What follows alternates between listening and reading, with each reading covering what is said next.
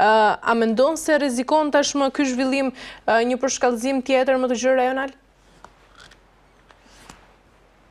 Këtë infrastrukturës energjetike është diçka që po vazhdon dhe ka vazhduar për 3 vite, nuk ka pasur një kontekst të madh skalimi. Ne të kujtojmë që në 2022 filluan që të goditeshin infrastrukturat energjetike të njëra tjetrës, si të Federatës Ruse dhe të Ukrainës, në kontekstin e konfliktit që ata kanë së bashku. Ndërsa nga ana evropiane, nëse Evropa ka ndihmuar Ukrainën me logjistik, Rusia nuk ka ngritur më prapa me luftën e saj proxy, me anë të sabotazheve, me anë të njerëzve të cilët kanë bindje kundër qeverive të tyre dhe që kanë ndërmarrë veprime të ndryshme për të ngadalësuar, paksuar ose stopuar ndihmën për Ukrainën ose operacionet e perëndimit Bashkimit Evropian NATO-s kundër Federatës Ruse. Pra nuk është diçka jashtëzakonshme, plus në Rusi këto gjëra janë normale, është i vend shumë i madh, i madh në botë, me 150 milion banor, me 190 minoritete, çdo lloj habitati natyror të tjerë. Pra nuk është se për ata edhe në kohë paqe ka pasur probleme infrastrukturore ose probleme meteorologjike të tjera. Plus Rusia nuk është një vend që është kaq vetëm në luftë me jashtë, ata kanë pasur luftat e tyre brenda, lufta e Çeçenisë, sulme terroriste në Moskë, në 2004 patën një shumë terroristë në një qendër tregtare. Pra të gjitha këto kanë shkaktuar probleme, pakënaqësi në popull, probleme që edhe vinë natyralisht nga infrastruktura e vjetruar në disa zona të tjera. Pra, sulmet infrastrukturore nuk është se do krijojnë një ndryshim shumë të madh. Plus le të theksojmë faktin që si Ukraina, si Federata Ruse janë specializuar tashmë në riparimin e shpejtë të dëmeve. Pra, nëse një dëm ndodh, ata kanë gati planin se si do të operojnë, që mos kanë ndërprerje për ta riparuar në kohë shumë të shkurtër. Çdo dyja janë perfeksionuar në maksimalisht në këtë periudhë. Nëse dy vitet e para ishin akoma në Si e sheh Elianos përfundimin e kësaj lufte? Pra, a do të ketë lëshime të rënda territoriale nga ana e Ukrainës dhe kush do ta paguajë faturën më të madhe në këtë luftë? Atëherë, në Evropë sot po flitet shpesh ose po diskutohet për një plan projekt që është duke u hedhur shumë në tërësat e bisedimeve, që është konferenca e Jaltës. Siç e dimë, Jalta ishte një nga 3 konferencat e mëdha të lutës së dytë botërore, pas Teheranit dhe para Potsdamit, e cila vendosi ndarjen e zonave të influencës midis 3 fuqive të mëdha, Bashkimit Sovjetik, Britanisë së Madhe dhe Shtetet Bashkuara të Amerikës. E njëjta gjë duket se po ndodh edhe sot në politika ndërkombëtare. Në një mënyrë të çuditshme, në Evropë kjo akoma vijon të shikohet me shumë skepticizëm, shumë vende janë kundër, duke qenë se historia ndodhi që ato të kalojnë në kampe të cilat nuk ishin favorite për të qenë. Polonia, një vend katolik shumë pro-perëndimor, detyruar të ishte në bllokun lindor, ndërsa vende që kishin shumë marrëdhënie me Federatën Ruse ose vende që ishin, le të themi, në marrëdhënie të mira me shërbanet të tjera, detyruan të shkputeshin prej tyre, si Rumania, si Jugosllavia të tjera. Sot kjo duket si zgjidhja më e mundshme, një rindarje e zonave të influencës, ose ajo që quhet në politika ndërkombëtare regionalizimi. Pra, SBA do të ketë hemisferën perëndimore, siç e dimë me veprimet e fundit në Venezuelë, rrëmbimin e presidentit Nicolás Maduro dhe e thënies hapur për presidentin Trump që ata nuk po kërkojnë ndryshim regjimi në Venezuelë, po ata po kërkojnë thjesht vajin e Venezuelës, resurset e Venezuelës, ata kanë për ta përdorur çdo mënyrë për t'i marrë ato, ndërsa në Ukrainë po ndodhet njëjta gjë. Sa të drejtë ke parë arrestimin e Nicola Maduros, Elqen? Si? Sa të drejtë ke parë arrestimin e Nicola Maduros dhe ndërkaq si e sheh edhe vazhdon e marrëdhënieve me SBA-n e Venezuelës? Ajo rregullave ndërkombëtare, shkelje çdo kartë të OKB-s, pavarësisht se nëse Nicolas Maduro është diktator, është autoritar, kriminal me krime kundër njerëzimit, ai është presidenti legjitim i Venezuelës, i dal nga zgjedhje.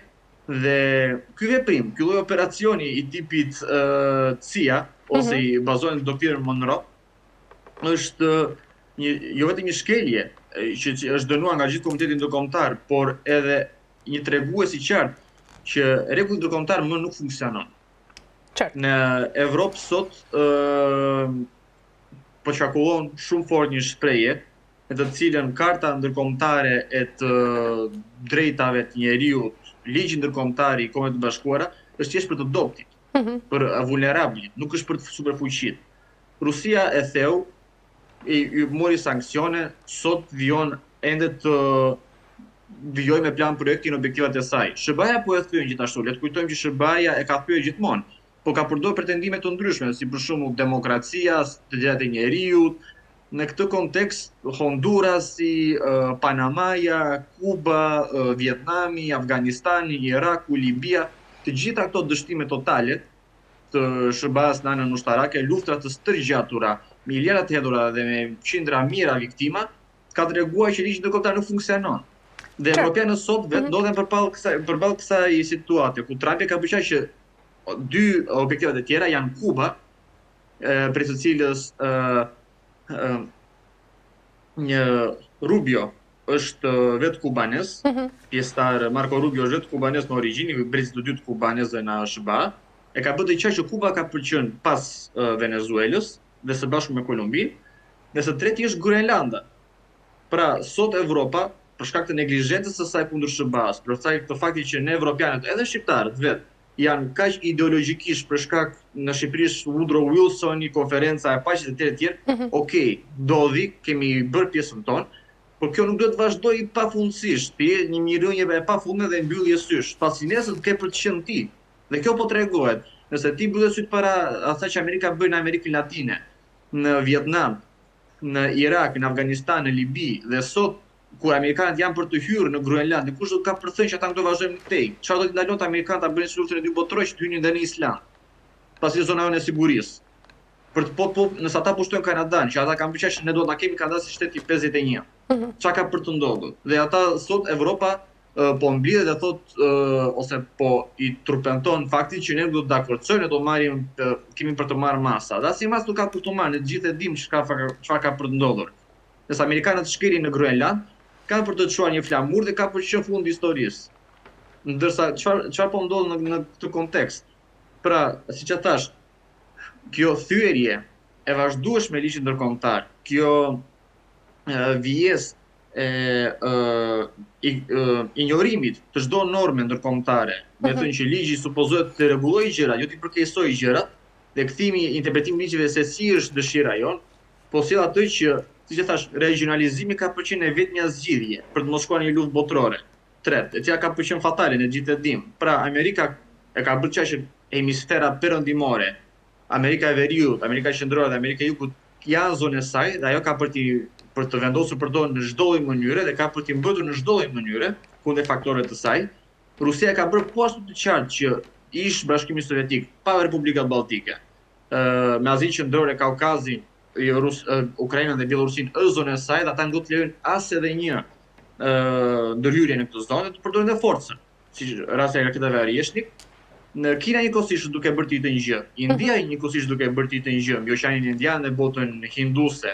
Kina me Tajvanin edhe gjithë ish perandorinë kineze, me thënë flasin për zonë siç janë Tibeti, siç është Mongolia, Korea e Veriut, të që ka qenë pjesë e zonës influencuese të Kinës. Dhe së fundi dhe Korea e Jugut po afrohet shumë me Kinën. Duke parë situata mund të eskalojë në një drejtim shumë të pakëndshëm për ta. Pra, gjitha këto i japin edhe zgjidhjen e vetme që ne sot nuk kemi. Pra, regionalizimi, një konferencë paqe e cila ka përndarë sërish me zonat të influencës, ose për të treguar, për ta thënë më shqip gjën, ne do të kalojmë sërishmi me shumë mundësi në luftë të ftohtë, ku kemi për të ndarë sërishmi në kampe dhe ne jemi ndarë në kampe. Kampet autoritare, regjimet anarkike, juntat ushtarake në botën jugore, që ne e quajmë Afrika, Amerika Latine, regjimet konservativo, iliberale të demokracisë në Evropën, në Euroazi dhe Azinë Veriut-Lindore ose në Azinë Juglindore. Pra, kjo është një lloj ndarje.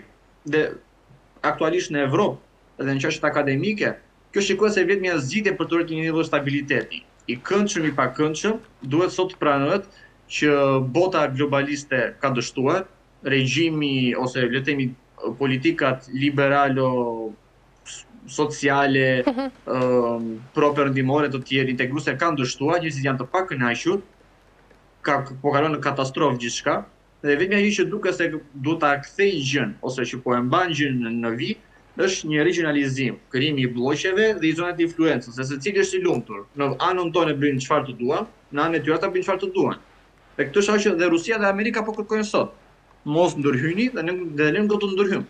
E qartë. Elianos, mirë, pyetja e fundit, shkurtimisht të lutem, një koment për deklaratën e presidentit të SBA-s Donald Trump, i cili ka deklaruar se pushteti i tij është i kufizuar vetëm nga morali i tij, duke lënë më një ankth të ligjit ndërkombëtar, por ndërkaq edhe kufizime të tjera në aftësinë e tij për të përdorur këtu forcën ushtarake për të goditur, pushtuar ose detyruar shtetet të ndjekin urdhrat e tij në të gjithë botën. Presidenti Trump e ka bërë të qaj që ati nuk i intereson ligjit ndërkombëtar. Si dhe profesor John Mearsheimer ka thënë së fundin në intervistë, presidenti Trump nuk i intereson as ligjit ndërkombëtar, as drejta ndërkombëtare. Për atë Amerika është e para. Miqënia e Amerikës, integriteti i Amerikës dhe prestigji i Amerikës është vini i pari në çdo konteksti. Ndërsa për ligjin ndërkombëtar ka qenë gjithmonë. Dhe kjo nuk është diçka siç ata që ne do të çuditemi këtu ose të tregojmë sikur po do diçka jashtëzakonshme. Ne të kujtojmë sërish me atë që unë e përmenda. Amerika e ka thyer historikisht ligjin ndërkombëtar në Vietnam, në luftën e Indonezisë, në Afganistan, në Irak, në Libi. Këto ka qenë pushtime, jo çlirime, jo si demokracie, janë të njohura si pushtime, pa të drejtë ndërkombëtare. Bombardimi i Jugosllavisë ishte një shkelje totalisht e kartës së OKB-s. Nëse sot Rusia lëshon raketa dhe drone nëpër Evropë, ne të kujtojmë që në 99-ën NATO, SBA-ja, pavarësisht se për shqiptarët është një kontekst tjetër, gjithsesi është një shkelje drejtës së OKB-s, nuk u bë as në Këshill Sigurimi, nuk u bë as në Asamblenë e OKB-s, u bë kundër çdo ligji ndërkombëtar. Dhe sot nëse Amerika e bën këtë sërish, dhe na duket çudi, pse është çudi? Ata e kanë bërë historikisht. Honduras u pushtua, u bën krime lufte, Panamaja u pushtua, u bën krime lufte. Amerika mbështeste regjimin e apartheidit në vitet 60-70, në regjim racist dhe që bëri genocid në Afrikën e Jugut. Ata mbështetën diktaturën e Pinochetit në Kili. Pra çfarë, kur ne sot themi që deklaratat e Trumpit janë të jashtëzakonshme, jo. Madje presidenti Trump është shumë i sinqert. Duhet të them faleminderit për këtë, sepse nëse ne dëgjojmë më parë që ne po vim në Irak për të sjellë demokracinë, në Afganistan për drejtat e grave, për feminizmin, për të drejtat e LGBT-s, për njerëzit që të çlirojnë e të emancipojnë. Jo, nuk është e vërtet fare. Ka qenë resurset, e presidenti Trump ka vetëm këtë pozitivitet, që ai është i sinqert dhe thotë gjën, ne po vemi në Venezuelë për vaj. Dhe ai e bëri të qartë që Venezuela ka për të na dhënë vajin, sa të duam, si të duam ne. Dhe nëse presidentja e re nuk do ta na zbatojë atë që ne kërkojmë, ne të thjesht do ta heqim qafe, dhe do vëmë një tjetër që ta bëj. Ne jemi ligji këtu. Nuk janë as venezuelianët, as kolumbianët, as brazilianët. Dhe fatkeqësisht duket se kjo po vjen për në Evropë, në rastin e Groenlandës. Qartë. Mirë, Elianos, kemi arritur në fund, të falenderoj për gjitha informacionet. Ishte kënaqësi. Mirë, të nderuar teleshikues, do të bëjmë një pushim të shkurtër dhe më pas do të rikthehemi në pjesën e dytë për të ndalur tek zhvillimet politike në vendin tonë.